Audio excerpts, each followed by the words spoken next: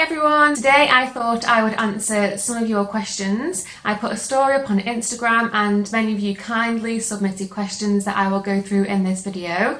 I'll try and make it chronological so there's a bit of a flow to it. So yeah, let's get into it. So the first one that I'll answer is what got you into law and what interested you about being a lawyer. Now, I don't think it's any secret that I didn't aspire to be a lawyer from a young age. I didn't plan to do a law degree, to take this route whatsoever. In fact, I studied music and was pretty dedicated to that throughout my academic years, really. I moved on to do A-level music. I played, of course, everyone plays the recorder. I mean, you didn't have to mention the recorder, but I started with the recorder, moved on to strings, so picked up the viola, played that for many years, moved on to piano. I've played drums in the orchestra when the drummer wasn't around, different instruments, yeah, so I've always been into music. It just turned out that I didn't get the A-levels that I was supposed to or was predicted to get. So when I applied for universities, I applied for those that were specific to music or were really good in that area. The top choice was Huddersfield University. I visited the uni, got the train there, had a look at halls, knew where I was going to stay, and everything. Just didn't get my A-level results and didn't get enough UCAS points to get into university. So I was panicking. I was like, oh gosh, what do I do? What are my options? And discovered that of course you could call or apply for roles through clearing. I called around universities and thankfully, very thankfully, my local uni, Staff's Uni, who are still very supportive to this day, offered me a place on their LLB with foundation year, meaning it's an extra year before you start your undergraduate. 4 years in total. Not that this route isn't the longest route to take anyway, I just liked to drag it out clearly. 4 years in total, and the first year is equivalent to kind of your A-levels. So that's what I did. I also decided to take a gap year in that, so my undergraduate actually took me 5 years, but hey, who's counting? So the second part of that question, and what interested me about being a lawyer, I wasn't really, if I'm honest, interested in being a lawyer. At the point when I did realise I wanted to be a lawyer, what interested me about it was the business side, which goes to show how I've kind of got to the place that I am now, really. And I'll explain that a little as the questions go along. But yeah, it was more that I would have the chance to really be part of a business, have an input into the strategy, have a seat at the table, really, because let's face it, everyone needs a lawyer and respects what a lawyer says and the advice that you give. Those points really were what interested me in the end. So the next question we have is, when did I realise I wanted a career in commercial law? And this kind of came after I'd started my degree and towards the end of it, really. Around my studies, I was working part-time in a different job just to kind of keep me going throughout my studies. And within that job, I discovered that you could actually have in-house lawyers. There was such a thing as lawyers sitting in a business advising on the law. I was sat in the middle of a shift at the weekend, I think it was, and somebody said to me, do you know that the lawyers are in that office there? You're doing a law degree, aren't you? That, well, the lawyers are there, that could be you one day. And I was like, you're kidding me, like the lawyers? And they were like, no, honestly, these are the lawyers for the business. And I was like, hang on a minute. So research and finally discovered that, yeah, of course, you can have a lawyer that's in-house, that sits within the business and advises the business, but that is your home, that's who you're employed by. You don't have to work for a law firm and advise loads of different clients. You're kind of integrated into the business. And trust it be somebody that didn't even know anything about law. Well, not that I knew a lot at that stage, but didn't even know much about the law career path to tell me that there was actual lawyers in the office. So after that day, I realised that I could actually do that if that's what I wanted to do. If that's what I wanted to be as in my career, I could be an in-house lawyer. So that kind of leads on to the question, well, when did I know I was interested in commercial law? As an in-house lawyer, most people assume that, you know, your bread and butter is commercial, and that might be the case. I just want you to know, though, that you don't have to be a commercial lawyer to be in-house. There are other areas of law that you can be interested in and still work in-house, and I regularly post content on that because I think it's important to get across. But for me, commercial law, you know, it's been integrated into the contracts. the reviewing and negotiating and shaping deals from the start to the finish is the commerciality, and that's what interests me about it. And also to have a real deep dive into the business and the industry that you're within. Of course, we have the buzzwords, commercial awareness, but it's true. That's what it's about. You've got to know the industry, not only know the law, but know the industry as well and what keeps it ticking commercially. So moving on to more of the academic type questions with a focus on university and the courses that might be involved in becoming a lawyer. Somebody asked, how do you get organised for your first year of uni but from home? Now this is a new normal that we're all in, and I imagine a lot of you will be going through this now. You know, September is here and we're all thinking about the next academic year, right? So with your first year, just don't be too hard on yourself. If you're attending university in person, it would still be a big step for you. You just need to be really kind to yourself, and especially from home, you might find it a bit more difficult to integrate with your class, for example. You know, you're not meeting people face to face, you won't be sitting next to somebody at one of your first lectures that is in the same position as you on day one. But that doesn't mean that you can't recreate those relationships but virtually.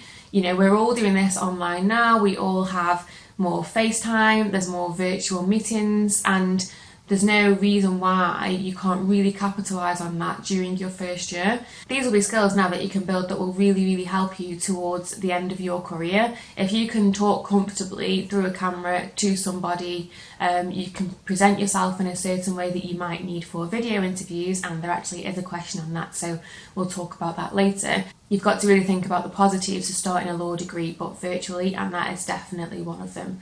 I would also say, in terms of the more practical organisational steps, make sure you've got a study desk or study area ready that is free of clutter, allows you to focus as much as possible, and one that will really help you to get your head down and get deep into that work, because trust me, you're going to be spending a lot of hours at that desk.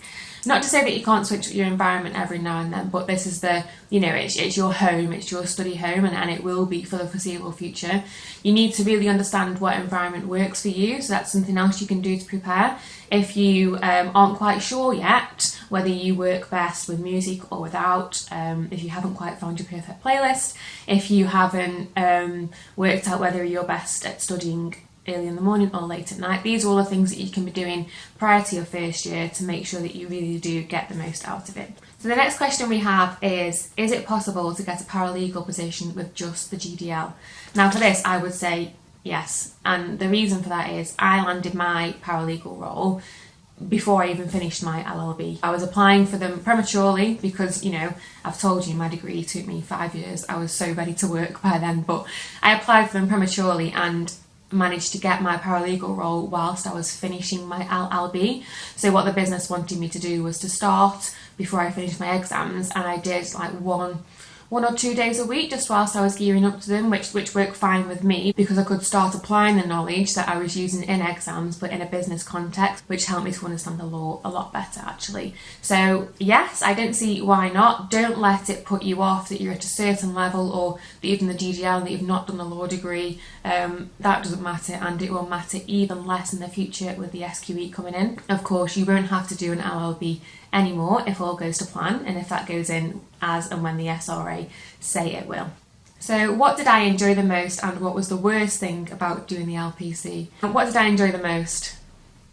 Nothing? I'm joking. I really enjoyed the practical side of it. I enjoyed actually having templates and writing letters and giving advice through email, of course, hypothetically, but getting stuck into it and not just learning the law and thinking, well, how am I going to transition this into the workplace environment? You really do get to do that on the LPC. So it kind of goes by its nature, really.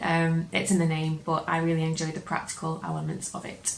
The worst thing about doing the LPC, and it's also a positive, but it was really difficult, was working at the same time, or should I say doing it part-time, because by this point I was just so impatient. I just wanted to qualify, I wanted to get it done, but because I did the part-time weekend course at University of Law, it took me 2 years to complete. So on top of my 5-year undergraduate degree, I know, and 2 years LPC, and of course working as a paralegal in between, I did drag it out a little bit. It was really difficult in that you just don't have enough time. And I can hear all of the fast track LPCers screaming at me right now. I know I had 2 years, but when you're working full time at the same time, it is so difficult to cram it all in. I was starting at 5 o'clock in the morning. I'd do a couple of hours work. I'd go to work. I'd drive there. I'd book a meeting room for 8 until 9 and do an extra hour's work.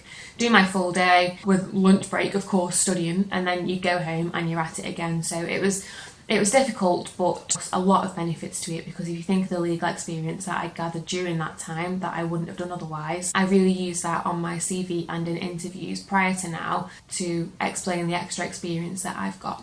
Is applying for a training contract as an LPC graduate a disadvantage? So from an in-house point of view, definitely not. I think you would struggle though to find a straight training contract role vacancy for in-house. As you may have heard me say before, I do strongly recommend that you get a paralegal role before you think about having a training contract in-house, because not to say that you can't apply for them directly, there are a few, but they're really rare. So until we get the SQE in, I would recommend that you apply for a paralegal role first. But it's certainly not a disadvantage when you're going for training contracts in-house. In fact, I would say it would be an advantage, because you're almost ready, you're almost there. You know, you've not got to do what I did, you've not got to sit as a paralegal for so long, you've not got to study the LPC and wait until you've got to that stage.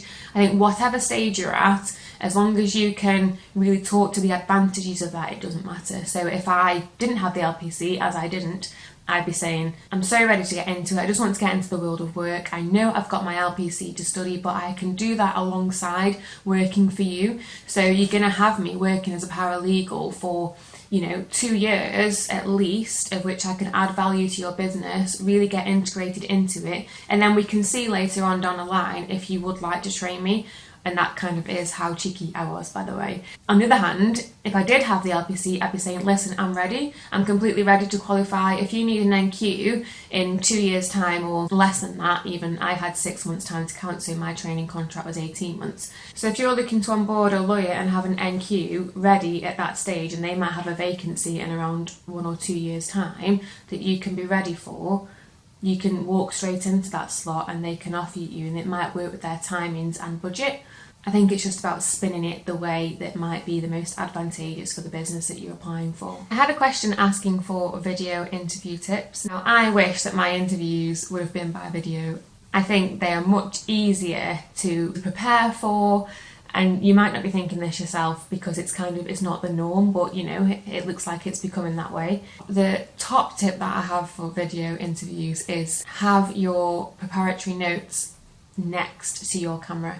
So I haven't, but you don't know whether or not I've got notes to the right of me or below, or every time I'm glancing that way, you don't know that there's not something stuck on the wall giving me pointers, or it's a really large sheet of my CV just to give me prompts and things to talk about. You could literally be surrounded by notes, prompts, possible question answers, and the interviewer wouldn't know anything about it. I think it's a really, really good opportunity to nail those questions and to really hone in on what's being asked of you. And also it's a good way to show that you can conduct yourself in a professional way, but via camera.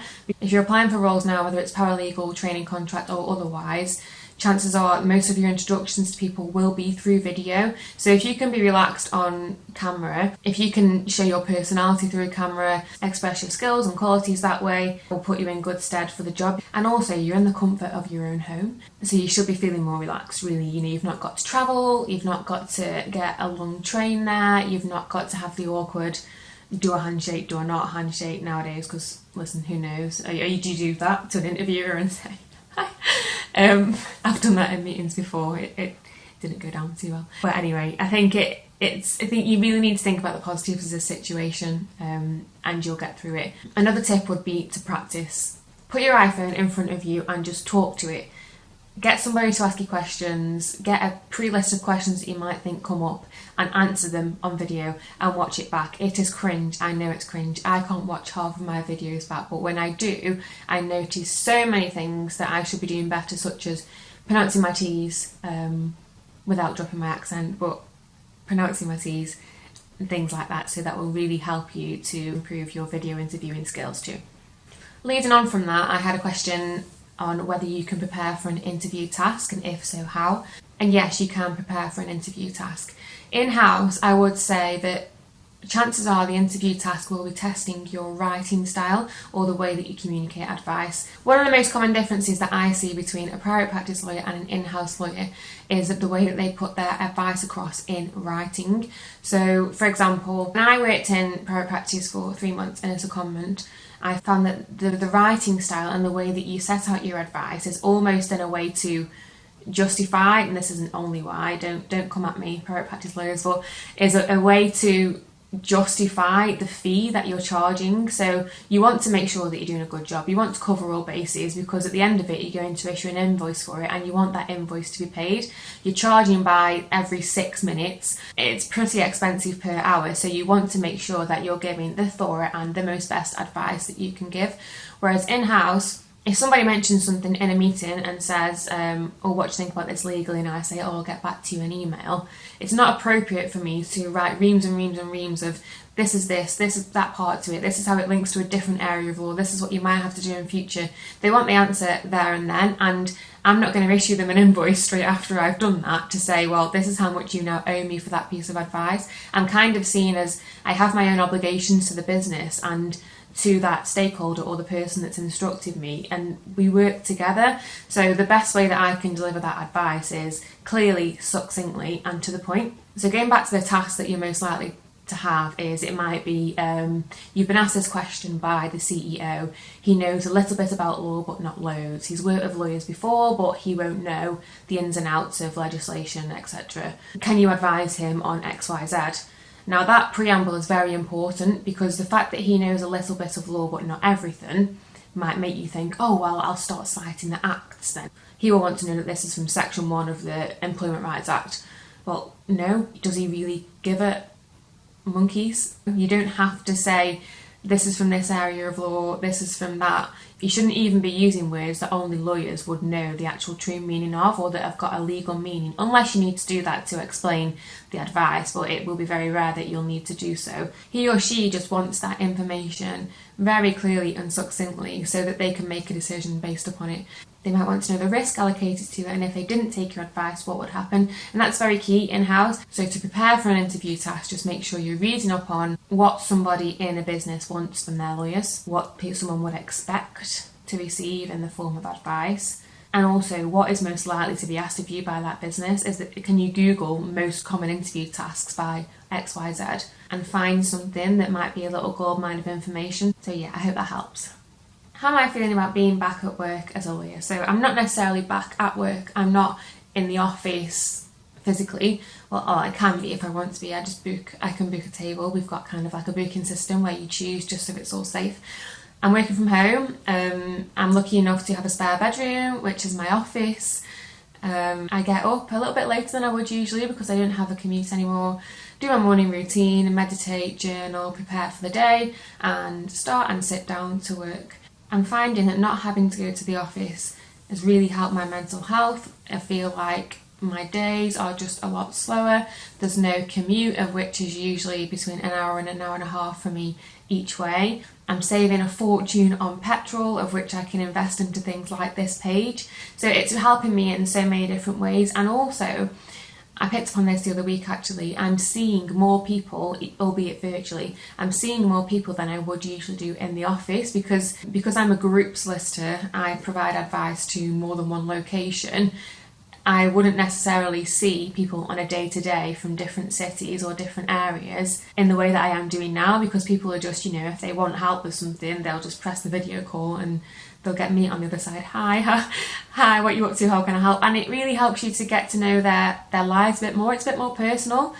As I'm sure you've seen, I have a cat who is a little princess. So in the morning, she's got her own little routine where she knows when I'm going to be starting work, so she'll wait in the office for me and she's ready, and she regularly shows up on virtual meetings, and it's just, it adds that little bit of more of a personality to you, and especially as a lawyer, like, people already think we don't have a personality, so that really helps. Do I think that being an in-house lawyer is more than being just a lawyer? Completely, yes, I do. It's way more than being just a lawyer. You've got to be a reliable business partner. You can't just sit there and advise on law and take instruction and be like, yeah, what do you need to know? Okay, I'll review that and send it back to you. More and more now, lawyers are being required to think more strategically, be more proactive, think about ways that the business, not just the legal team, the business can do things more efficiently. And of course, all of these things will touch upon law because that's where we're trained and that's what we're built to think about. But if I spot something within either a template or within a system or the way approvals work, for example, I see that as part of my job role to flag. I'm not just doing the usual lawyer task, there's so much more to it. As I grow and as I develop, the more I'm picking up on how business works, and I know this is such a common piece of advice that you'll receive if you're looking to go into in-house. You really need to know how a business works. Well, it's so true. You've got the operations side of it, the financial side of it, the staff side. If you look at every role that's on, like, say, your top level of individuals for the business, each of them will be needing legal advice. So it's kind of, you're almost playing a hybrid role between you're a lawyer, but you're also a lawyer / whatever any of those professions are, because you need to understand their world to be able to advise upon it. And also, I'm finding it's even more key for me to now understand financial documents and the way that budgets work, the way that things are recorded, money owed to the company, money owed out, etc. Because a lot of the things that you'll be advising on might have an effect on that. Money makes the world go round, right? So yes, in short, the answer to that is yes, I do believe it's more than just being a lawyer. And finally, I've saved the hardest question till last. This is, if I could change one thing about the legal sector, what would it be? And the reason this is hard is because I would change so many things about it. So I'm going to try and be crafty and choose just one thing, but which I hope will have a knock-on effect in the ideal world. So the thing that I would change is requiring certain A-level grades in order to pass go to the next stage in your legal career. For example, if it's a training contract application and a firm says, oh well, we require AAB, or to get into uni, just like the situation that I had, we need so many UCAS points, which equates to certain A-level grades, right? You need that to get to the next stage, because I think the legal sector is really discounting such a huge amount of talent just by doing that. And there are many, many reasons, gosh, we've seen it now, there are many reasons why people don't get those A-level grades that they're either predicted or that they thought they would have. I think to put so much emphasis on sitting down and filling out an exam or completing coursework at one of the most confusing times in your life, at that age you've got so much going on, you've got so many external pressures, there's social media now, gosh, that's a completely different conversation, but I would really rid the need to have certain A-level grades. Imagine if we didn't have that and we focused on other experiences as well. If we looked at, if somebody knows a language, if someone has certain experience in different cultures, like, gosh, how much could you bring to the legal sector if you are that individual? I think the legal sector would be a much more diverse and brighter place if we didn't put so much emphasis on them. Now, I know you've got to have certain requirements because it's a really competitive field.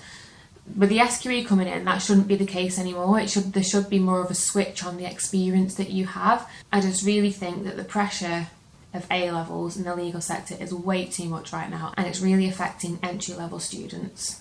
Imagine if I had aspired to be a lawyer and I got my A-level results, I was like, oh, I'm never going to be able to do that anymore.